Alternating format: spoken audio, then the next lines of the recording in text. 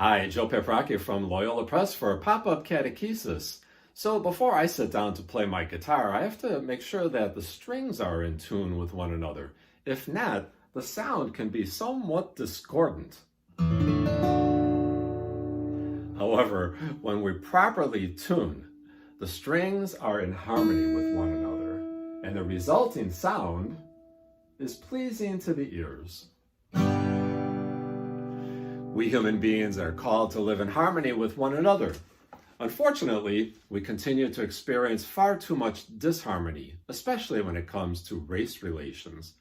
Our refusal to face up to our country's original sin, racism, is like a musician who refuses to tune his or her instrument, but continues to play the same discordant notes over and over again. On November 3rd, we celebrate the feast of St. Martin de Porres, the patron saint of racial harmony. Martin, a Dominican brother and a person of mixed race, was on the receiving end of many racial and social prejudices throughout his entire life, and he might have grown to be a bitter man, but instead, he devoted himself to compassionately caring for people from Africa who had been enslaved. We can help our children to combat racism first and foremost by educating them about racism.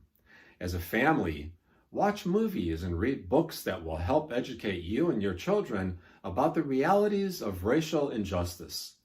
One such book, Everyone Belongs, empowers young readers ages 5 to 12 to reflect on the reality of racism in our society and to see it through the lens of history and faith and act towards respect, understanding, and friendship. Ignoring or avoiding the topic of racism will not protect your children. Rather, it risks leaving them exposed to prejudices that exist wherever you live, play, or go to work or school. Don't teach them to not see color, but rather to recognize, understand, and celebrate our differences. Through the intercession of St. Martin de Porres, may we learn to live in harmony with one another as God intended. Until next time, this is Joe Peprocki for Pop-Up Catechesis. God bless.